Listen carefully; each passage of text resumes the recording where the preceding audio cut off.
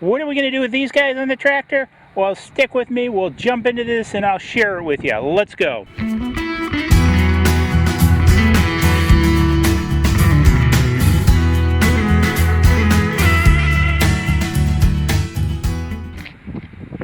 Welcome to this episode of Subcompact Tractor Projects. We're going to start cleaning this up back here. So we've cleaned this up in a prior episode. So we got all this pretty nice and we're going to start on that. So the first thing we're going to do before we rototill it is we're going to use these harrows to kind of break it up. We had rain a few days ago, so the ground is nice and soft. This is a little bit of clay type ground, so it's good to have a little dampness in it. The trade-off is traction. These are actually quite a bit for the MT125 with the turf tires. If I had the R4s or ag tires, definitely pull better, got the horsepower, got the gearing. But sometimes in this clay soil, when it's slimy like over here, the turf tires let me down a little bit. But at the end of the day, this is all going to be turf, so I'm going to need turf tires. So it's just a trade-off. So I tell you what, let's jump into this. Let's start pulling them and see what it looks like when we get done. Okay, so we've made a couple passes now with the Herolds. By the way, these are about 9 feet wide, and so they're very aggressive for this size of tractor. And again, as you saw, there's a lot of organic material where we're cleaning out. And with this, the ground being damp, the organic material, I had a lot of clogging in this. So I'm pulling the Herolds back around. I'm going to empty them out here.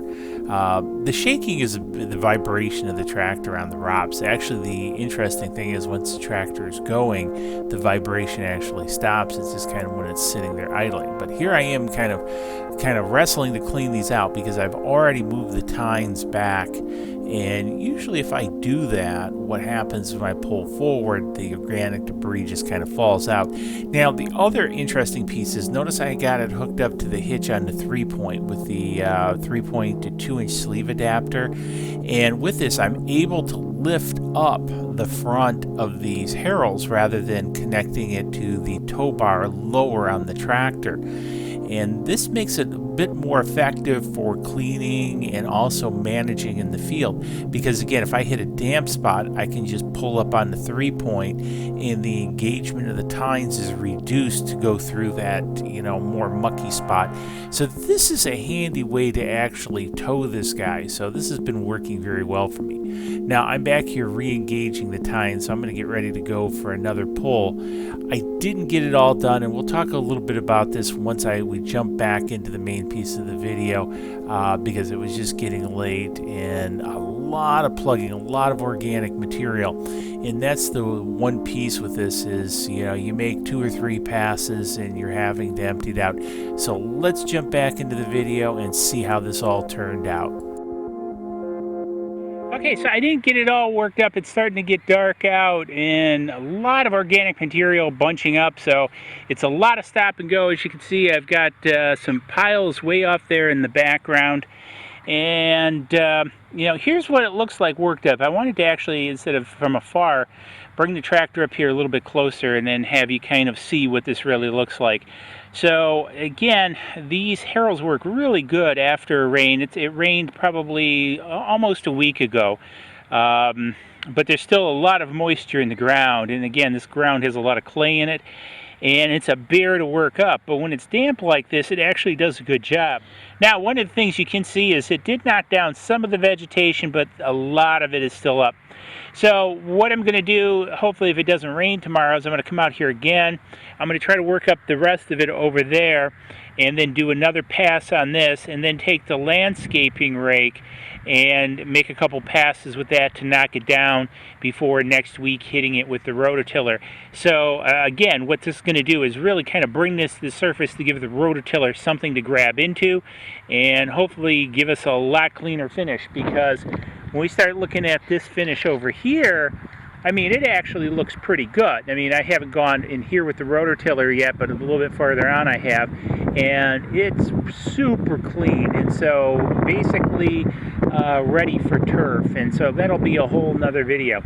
So what I want to try to do is get to that tree for this year, so that'll leave me about a little more than 1.5 acres untouched back there that'll have to, jump on in the spring. But hopefully before it gets too cold and we put everything away, once the foliage goes down out there, I'm going to take the box blade and Scarfires and really kind of work that up. I'm talking to the neighbor has a plow. Well, actually, it's right over there. About coming back here and plowing this up for me at the end of the season. And that's probably what we'll do, and then we'll come back in, work it back up in the spring, rototiller it, and get some turf back here. The turf is going to be a whole nother discussion. That's why I'm not calling it grass, I'm calling it turf. We'll talk about that in a future video, because this back part with the trees will become a little bit of a park for my wife and I back there. So I plan on doing some stuff, and that's about 5 acres away from the house, so it's quite a ways, about 1,300 feet or so. Anyways, hopefully you like this video. You got a little bit of a taste of, what it's like, to be a rural landowner and, inherit something like this and clean this mess up. It is a lot of work, folks. It's a lot of fun. It's a lot of fun, but a lot of work too. The subcompact tractor here makes it a lot easier. One of the pieces, and I'll do a video on it, is sort of a trade-off. This guy is a little bit small for what I'm asking it to do, so I'm having to take more time than I would. But at the end of the day, once this is done, this tractor will be an appropriate size for maintaining this property. So anyways, give this video a big thumbs up. Don't forget to subscribe down there, comment below. We'll catch you guys in the next subcompact tractor project video. Cheers.